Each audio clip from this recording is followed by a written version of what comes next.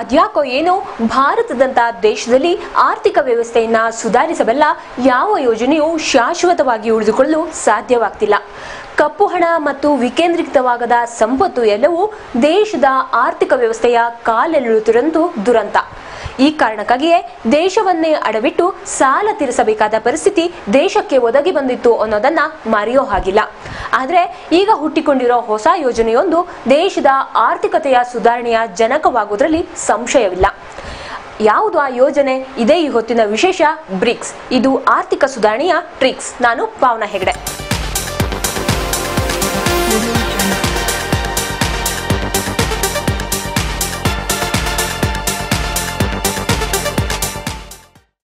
ಭಾರತದ ಆರ್ಥಿಕ ವ್ಯವಸ್ಥೆಯನ್ನ ತಾತ್ಕಾಲಿಕವಾಗಿ ಸರಿದೂಗಿಸೋಕೆ ಶತಕೋಟಿ ಹಣದ ಅಗತ್ಯ ದೇಶಕ್ಕಿದೆ. ಆದರೆ ಅಷ್ಟೊಂದು ಪ್ರಮಾಣದ ಹಣವನ್ನ ಕಡಿಮೆ ಬಡ್ಡಿ ದರಕ್ಕೆ ನೀಡೋ ದೊಡ್ಡ ಮನಸ್ಸನ್ನ ವಿಶ್ವ ಬ್ಯಾಂಕ್ ಮಾಡ್ತಾ ಇಲ್ಲ. ಈ ದೊಡ್ಡ ಹೊಡೆತವನ್ನೇ ಸವಾಲಾಗಿ ತೆಗೆದುಕೊಂಡ ಭಾರತ ಸೇರಿದಂತೆ 5 ದೇಶಗಳು ತಮ್ಮದೇ ಒಂದು ಬ್ಯಾಂಕ್ ಅನ್ನ ಹುಟ್ಟಿ ಹಾಕಿವೆ. ನಿಮಗೆಲ್ಲ ನೆನಪಿರಬಹುದು, ಅಂದು ದೇಶ ಕಂಡ ಮೇಧಾವಿ PV ನರಸಿಂಹರಾವ್ ಭಾರತದ ಪ್ರಧಾನಿಯಾಗಿದ್ದ ಕಾಲ. ಅವರು ಅಧಿಕಾರ ವಹಿಸಿಕೊಳ್ಳುವ ಅವಧಿಯಲ್ಲಿ ಇಡೀ ದೇಶವನ್ನೇ ಅಡವಿಡುವ ಪರಿಸ್ಥಿತಿ ಎದುರಾಗಿತ್ತು.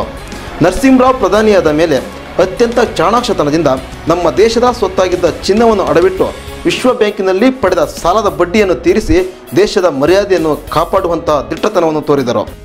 ಭಾರತದಂತಹ ಅಭಿವೃದ್ಧಿಶೀಲ ರಾಷ್ಟ್ರಗಳಿಗೆ ಇಂತಹ ಪರಿಸ್ಥಿತಿ ಬಂದೊದಗಿದರೆ ಯಾವ ಕಾಲಕ್ಕೂ ಅಭಿವೃದ್ಧಿ ಹೊಂದಲು ಸಾಧ್ಯವಿಲ್ಲ. ಈ ಕಾರಣಕ್ಕಾಗಿಯೇ ಭಾರತದ ಮಾಜಿ ಪ್ರಧಾನಿಯಾದ ಮನಮೋಹನ್ ಸಿಂಗ್ ಬ್ರಿಕ್ಸ್ ಎನ್ನುವ ಒಂದು ವಿನೂತನ ಬ್ಯಾಂಕಿಂಗ್ ಪರಿಕಲ್ಪನೆಯನ್ನು ಹುಟ್ಟುಹಾಕಿದರು.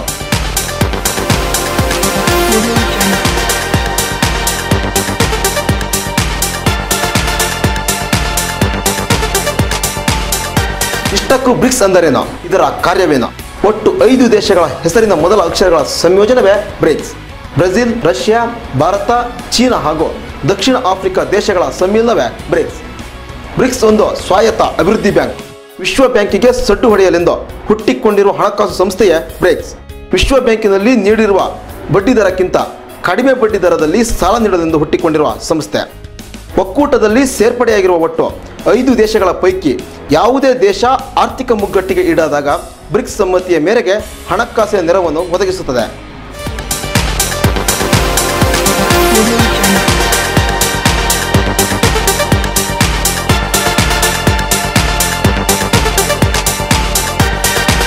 ಬ್ರಿಕ್ಸ್ನ ಜನಕಕ್ಕೆ ಕಾರಣ ಭಾರತೀಯರು ಅನ್ನೋದು ಹೆಮ್ಮೆಯ ಸಂಗತಿ. ಮಾಜಿ ಪ್ರಧಾನಿ ಡಾಕ್ಟರ್ ಮನಮೋಹನ್ ಸಿಂಗ್ ಅವರ ದೂರದೃಷ್ಟಿಯ ಪರಿಕಲ್ಪನೆಯೇ ಬ್ರಿಕ್ಸ್ ಬ್ಯಾಂಕ್. ಅಂತಾರಾಷ್ಟ್ರೀಯ ಹಣಕಾಸು ಸಂಸ್ಥೆಯ ಅಪರಿಮಿತ ಬಡ್ಡಿಯ ಹೊಡೆತಕ್ಕೆ ನಲುಗಿದ ಭಾರತದ ಭವಿಷ್ಯದ ಕೂಸೆ ಬ್ರಿಕ್ಸ್. 2010ರಲ್ಲಿ ಬ್ರಿಕ್ಸ್ಗೆ ಮೊದಲ ಅಡಿಪಾಯವನ್ನು ಬ್ರೆಜಿಲ್ನಲ್ಲಿ ಹಾಕಲಾಯಿತು. ವಿಶ್ವ ಬ್ಯಾಂಕ್ ಹೇಗೆ ಅಮೆರಿಕದಲ್ಲಿ ತನ್ನ ಕೇಂದ್ರ ಕಚೇರಿ ಹೊಂದಿದೆಯೋ ಅದೇ ಮಾದರಿಯಲ್ಲಿಯೇ ಬ್ರಿಕ್ಸ್ನ ಕೇಂದ್ರ ಕಚೇರಿ ಸಂಘೈನಲ್ಲಿದೆ. ಬ್ರಿಕ್ಸ್ನ ಜನಕನಾಗಿರುವ ಭಾರತವೇ ಈ ಹಣಕಾಸು ಸಂಸ್ಥೆಯ ಮೊದಲ ಅಧ್ಯಕ್ಷ ಸ್ಥಾನವನ್ನು ಅಲಂಕರಿಸಲಿದೆ ಎಂಬುದು ಹೆಮ್ಮೆಯ ಸಂಗತಿ. ಹೌದು, ಮಾಜಿ ಪ್ರಧಾನಿ ಮನಮೋಹನ್ ಸಿಂಗ್ ಅವರ ಬ್ರಿಕ್ಸ್ ಕನಸು ಈಗ ನನಸಾಗುತ್ತಿದೆ. ಬ್ರಿಕ್ಸ್ ಬ್ಯಾಂಕ್ ಸ್ಥಾಪನೆ ಮಾಡುವ ನಿರ್ಧಾರದ ಮೂಲಕ ಬ್ರಿಕ್ಸ್ ಒಕ್ಕೂಟದ ಸದಸ್ಯ ರಾಷ್ಟ್ರಗಳಾದ ಭಾರತ, ಬ್ರೆಜಿಲ್, ರಷ್ಯಾ, ಚೀನಾ ಮತ್ತು ದಕ್ಷಿಣ ಆಫ್ರಿಕಾ ದೇಶಗಳು ಅಂತಾರಾಷ್ಟ್ರೀಯ ಹಣಕಾಸು ಸಂಸ್ಥೆ IMFಗೆ ಸೊಟ್ಟು ಹೊಡೆದಿದೆ.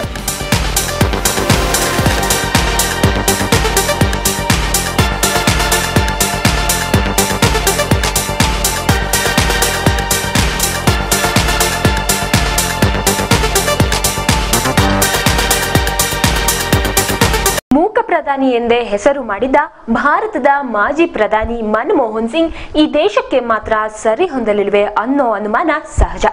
ಆದರೆ ಸಿಂಗ್ನ ದೂರದೃಷ್ಟಿ ವಿಶ್ವದ ಆರ್ಥಿಕತೆಯ ಸಬಲೀಕರಣಕ್ಕೆ ಪ್ರೇರಣೆ ಅನ್ನೋದನ್ನ ಎಲ್ಲರೂ ಒಪ್ಪಿಕೊಳ್ಳಲೇಬೇಕು.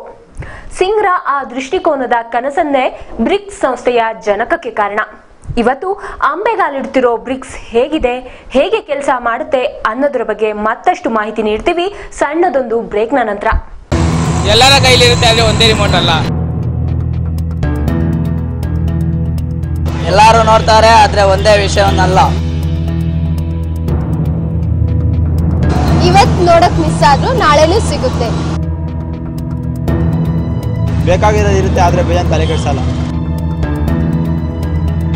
ನೇರ ಪ್ರಸಾರನೇ, ಆದ್ರೆ ನೆಕ್ಸ್ಟ್ ಡೇನೂ ಸಿಗುತ್ತೆ. ಒಂದೇ ವರ್ಷಕ್ಕೆ ನೋಡಬೇಕಾಗಿಲ್ಲ, ಒಂದೇ ಟೈಮ್ಗೆ ಆನ್ ಮಾಡಬೇಕಾಗಿಲ್ಲ. ನಿಮ್ಗೆ ಯಾವಾಗ ಬೇಕೋ ಆಗ್ಲೇ, ಹೆಂಗ್ ಬೇಕೋ ಹಂಗೆ.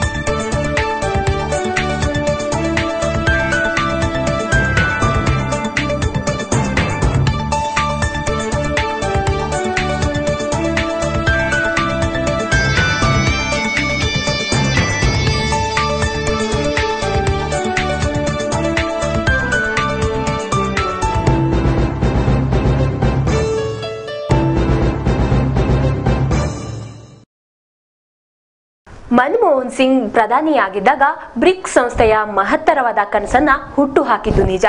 ಆದರೆ ಆ ಕನಸಿನ ಬೀಜ ಮೊಳಕೆಯೊಡೆಯೋದ್ರೊಳಗೆ ಮನಮೋಹನ್ ಸಿಂಗ್ ಅಧಿಕಾರದಿಂದ ಕೆಳಗೆ ಇಳಿದಾಗಿತ್ತು. ಈಗ ಪ್ರಪಂಚದ ಗಮನ ಸೆಳೆದಿರೋ ನರೇಂದ್ರ ಮೋದಿ ಬ್ರಿಕ್ಸ್ ಬ್ಯಾಂಕ್ನಲ್ಲಿ ಭಾರತದ ಪಾರುಪತ್ಯವನ್ನ ಸಾಧಿಸಲು ಮುಂದಾಗಿದ್ದಾರೆ. ಅಷ್ಟಕ್ಕೂ ಇದು ಹೇಗೆ ಕಾರ್ಯನಿರ್ವಹಿಸುತ್ತದೆ ಹಾಗೂ ಬ್ಯಾಂಕ್ನಲ್ಲಿ ಭಾರತದ ಪಾತ್ರ ಏನು ಎಂಬುದರ ಬಗ್ಗೆ ಕಂಪ್ಲೀಟ್ ಡೀಟೇಲ್ಸ್ ನಿಮಗಾಗಿ. ಬ್ರಿಕ್ಸ್ನ ಮೊದಲ ಅಧ್ಯಕ್ಷ ಸ್ಥಾನವನ್ನು ಚೀನಾ ಅಲಂಕರಿಸಲಿದೆ ಎಂಬುದು ಹೆಮ್ಮೆಯ ಸಂಗತಿ. ಆದರೆ 2014ರ ಬ್ರಿಕ್ಸ್ನ 6ನೇ ಶೃಂಗಸಭೆಯಲ್ಲಿ $41 ಶತಕೋಟಿ ಪಾಲುದಾರಿಕೆಯನ್ನು ಹೊಂದುವ ಮೂಲಕ ಬ್ರಿಕ್ಸ್ನ ಸಂಪೂರ್ಣ ಪಾರಮ್ಯತ್ಯ ಚೀನಾ ವಹಿಸಲಿದೆ. ಸಂಘೈನಲ್ಲಿ ಕೇಂದ್ರ ಕಚೇರಿ ಹೊಂದುವ ನೂತನ ಬ್ರಿಕ್ಸ್ ಬ್ಯಾಂಕ್ನಲ್ಲಿ ಚೀನಾದ ಪಾಲು $41 ಶತಕೋಟಿ ಹೊಂದಿದೆ. ಇನ್ನುಳಿದಂತೆ ಬ್ರೆಜಿಲ್, ಭಾರತ, ರಷ್ಯಾ ತಲಾ $18 ಶತಕೋಟಿ ಪಾಲು ಹೊಂದಿದ್ದು, ದಕ್ಷಿಣ ಆಫ್ರಿಕಾ ಮಾತ್ರ $5 ಶತಕೋಟಿ ಪಾಲುದಾರಿಕೆಯನ್ನು ಹೊಂದಲಿದೆ. ಒಟ್ಟಾರೆಯಾಗಿ $100 ಶತಕೋಟಿ ಮೂಲ ನಿಧಿ ಸ್ಥಾಪನೆ ಮಾಡುವ ಮೂಲಕ ಬ್ರಿಕ್ಸ್ ಅಸ್ತಿತ್ವ ಪಡೆದುಕೊಳ್ಳುತ್ತಿದೆ. ಆದರೆ ಈ ಬ್ಯಾಂಕ್ ಸ್ಥಾಪನೆಗೆ ಮುನ್ನ ಪ್ರತಿಯೊಂದು ಸದಸ್ಯ ರಾಷ್ಟ್ರಗಳು ತಮ್ಮ ಸಂಸತ್ತಿನ ಅನುಮೋದನೆ ಪಡೆಯುವುದು ಅಗತ್ಯ ಎಂದು ಶೃಂಗಸಭೆಯಲ್ಲಿ ನಿರ್ಧಾರ ಕೈಗೊಳ್ಳಲಾಗಿದೆ.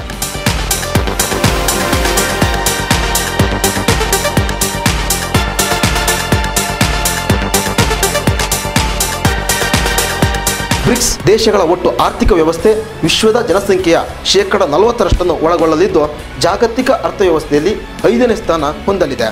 ಬ್ರಿಕ್ಸ್ ಬ್ಯಾಂಕ್ ಅಮೆರಿಕದ ಕೇಂದ್ರಿತ ಆರ್ಥಿಕ ನೀತಿಯಿಂದ ಆಗುವ ಕುಸಿತಗಳನ್ನು ನಿಯಂತ್ರಿಸಲು ನೆರವಾಗಲಿದೆ. 2 ವರ್ಷಗಳಲ್ಲಿ ಬ್ಯಾಂಕ್ ಅಸ್ತಿತ್ವಕ್ಕೆ ಬರಲಿದ್ದು, 6 ವರ್ಷಗಳ ಕಾಲ ಅಧ್ಯಕ್ಷ ಸ್ಥಾನ ಭಾರತಕ್ಕೆ ದೊರೆಯಲಿದೆ.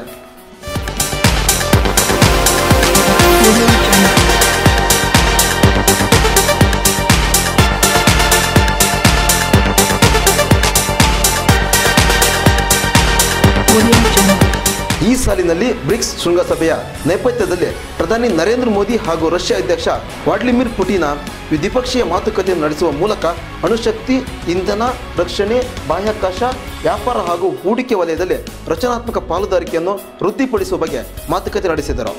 ಇದೇ ವೇಳೆ ಭಯೋತ್ಪಾದನೆಯನ್ನು ಕಟುವಾಗಿ ಖಂಡಿಸಿದರು.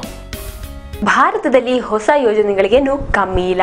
ಜೊತೆಗೆ ಮೇಲಿನಿಂದ ಮೇಲೆ ಸಂಭವಿಸುತ್ತಿರೋ ಪ್ರಕೃತಿ ವಿಕೋಪಗಳು, ಈಗಾಗಲೇ ಬೆಟ್ಟದಂತೆ ಬೆಳೆದಿರೋ ವಿಶ್ವ ಬ್ಯಾಂಕ್ ಬಡ್ಡಿ ಎಲ್ಲವೂ ಭಾರತವನ್ನ ತಬ್ಬಿಬ್ಬಾಗಿ ಮಾಡಿದೆ.